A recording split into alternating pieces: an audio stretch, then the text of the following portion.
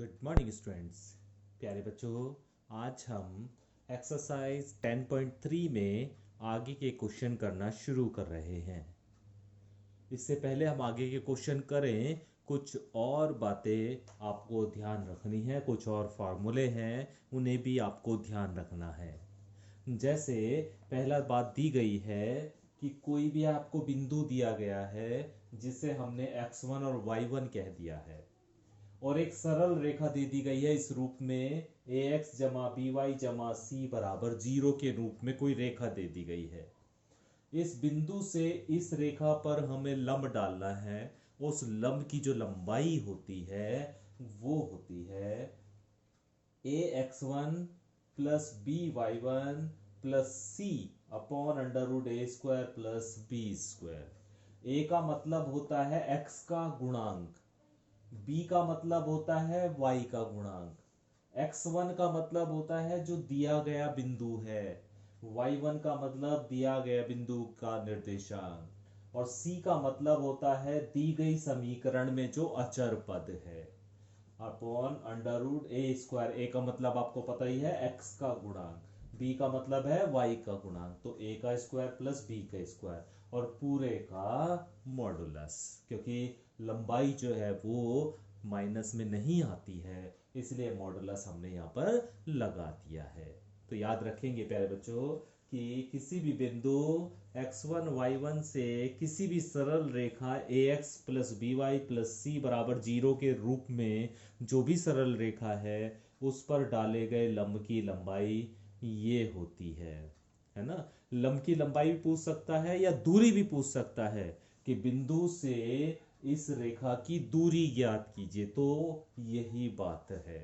ठीक है, दिए गए बिंदु से दी गई सरल रेखा की दूरी भी बिल्कुल सेम यही बात है। लंब की लंबाई या दूरी की लंबाई एक ही बात है।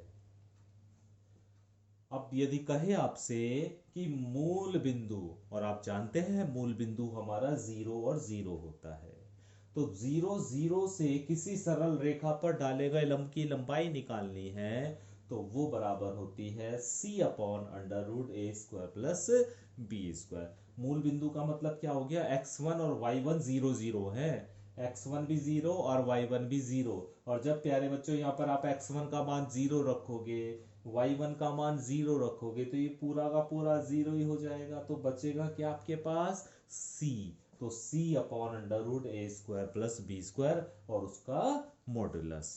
ठीक है, अब इसी तरह प्यारे बच्चों यदि दो रेखाएं दे रखी हैं और दोनों रेखाएं समांतर रेखाएं हैं, दो समांतर रेखाएं दे रखी हैं, ax plus B Y plus C one बराबर 0 और ax plus B Y plus C two बराबर 0 के रूप में आपको दो रेखाएं दी गई हैं, और हमें इन दो रेखाओं के बीच की दूरी ज्ञात करनी है, या यूं कह सकते हैं हम दो समांतर रेखाओं के बीच की दूरी ज्ञात करना।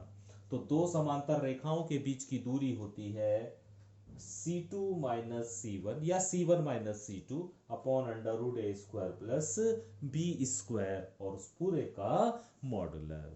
c2 का मतलब है दूसरी समीकरण में या दूसरी रेखा में जो अचर पद है, c1 का मतलब है पहली रेखा में जो अचर पद है। ठीक है, तो इन बातों को और आपको याद रखना है, और इसके आधार पर जो भी आगे के क्वेश्चन आएंगे उनमें हमें इन्हें अप्लाई करना है।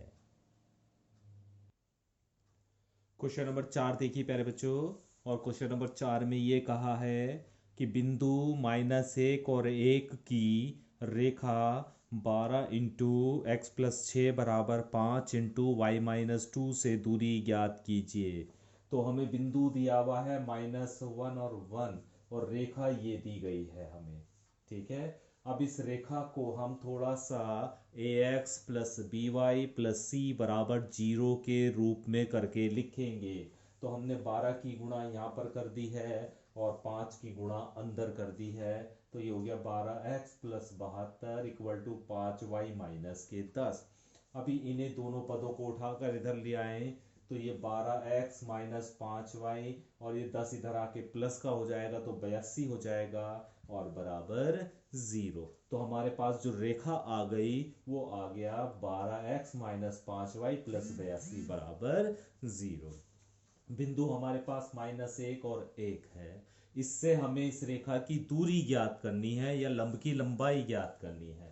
तो बिंदु -1 और 1 से रेखा 12x माइनस 5y प्लस 82 बराबर 0 की हमें दूरी ज्ञात करनी है, जिसे हमने d कह दिया है। तो d बराबर होगा a into x1 plus B into y1 plus c upon √a² plus b² और पूरे का मॉडुलस। ऐसी बताया था अभी आपको। तो उसी तरह इनकी वैल्यू रख दी। a का मतलब होता है x का गुणांक, और यहाँ पर x का गुणांक है प्यारे बच्चों 12।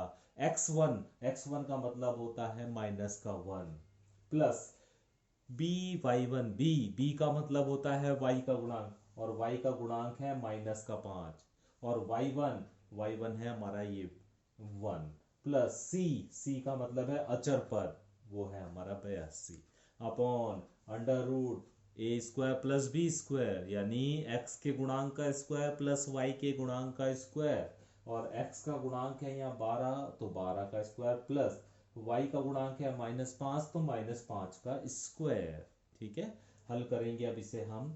तो 12 की -1 में गुणा करेंगे तो -12, 5 की 1 में गुणा करेंगे तो ये भी -5 आ गया प्लस 82 और अपॉन 169 आ गया। ठीक है, इसे हल करेंगे तो ये 65 आएगा और ये 13 आ जाएगा। मॉडुलस हटा देंगे तो 65 अपॉन 13 से 65 को हम कैंसिल करेंगे तो कितना आ जाएगा 5 मात्रक। तो बिंदु -1 और 1 से रेखा की जो दूरी हो गई वो हो गई 5 मात्रक। तो इस तरह प्यारे बच्चों किसी बिंदु से किसी रेखा की दूरी या लंब की लंबाई हम ज्ञात कर सकते हैं। क्वेश्चन नंबर 5 में देखिए प्यारे बच्चों, और ये कहा है 5वें क्वेश्चन में, एक बिंदु है जो x अक्ष पर है। एक बिंदु है जो x अक्ष पर है। वो बिंदु मान लिया हमने a है। अब a बिंदु के निर्देशांक हमें तो पता नहीं है, तो मान लिया यहां पर इस बिंदु की जो दूरी है, मूल बिंदु से दूरी, वो a मान ली।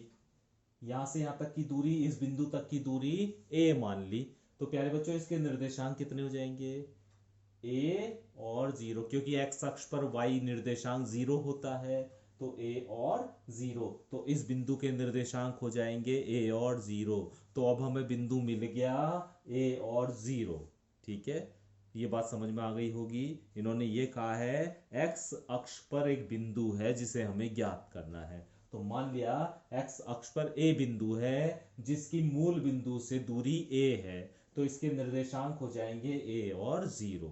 तो अभी हमें इस बिंदु से, और रेखा दी गई है x/3 plus y/4 equal to 1, इस रेखा, इस बिंदु से इस रेखा की दूरी 4 दी गई है। इस बिंदु की इस रेखा से दूरी 4 दी गई है।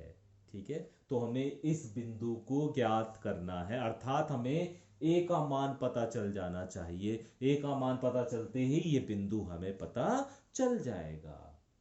तो प्यारे बच्चों हमें जो रेखा दे रखी है वो दे रखी है x/3 plus y/4 equal to 1। इस रेखा को हम ऐसे लिख सकते हैं 4x प्लस 3y माइनस 12 बराबर 0। भाई क्योंकि इसका एलसीएम ले लेंगे ना हम, भाई 4×3=12 एलसीएम आ जाएगा। 4 की यहाँ गुणा, 3 की यहाँ गुणा, 12 को उठा के उधर ले जाओगे तो उधर जाके 12 हो जाएगा, फिर 12 को उठा के इधर ले आओगे तो रेखा इस तरह से बन जाएगी। ठीक है, तो बिंदु हमारे पास ये है, रेखा हमारे पास ये है, और इस बिंदु से इस रेखा की दूरी 4 है। तो बिंदु a और 0 से रेखा 4x प्लस 3y माइनस 12 बराबर 0 की दूरी बराबर क्या होता है, ax1। a का मतलब है x का गुणांक यानी 4, और x1 का मतलब होता है जो भी बिंदु दिया गया हो उसका x निर्देशांक, और वो है आपका a। तो 4 इंटू a प्लस y का गुणांक यानी 3 इंटू y1 है 0 प्लस c कितना है यहाँ पर -12, इसलिए यहाँ पे -12 ही आएगा upon √a² plus b²। a की वैल्यू का मतलब है 4 का स्क्वायर यानी x का गुणांक का स्क्वायर प्लस y के गुणांक का स्क्वायर, तो 4 का स्क्वायर प्लस 3 का स्क्वायर। इसे हल करेंगे तो ये आ गया 4a माइनस के 12 और बटे 5, और ये दूरी जो है हमें ये 4 दी गई है। दूरी की वैल्यू कितनी दी गई है? 4 दी गई है। इसे मॉडुलस से बाहर ले आएंगे तो ये 4 तो है इधर, तो 4 इक्वल टू 4a माइनस 12/5 हो जाएगा। इसे हल करेंगे, हल करने के बाद प्यारे बच्चों a का मान हमें 8 मिल जाएगा। अब a का मान हमें 8 मिलते ही बिंदु हमें पता चल जाएगा, क्योंकि बिंदु a और 0 है, तो बिंदु हो गया 8 और 0।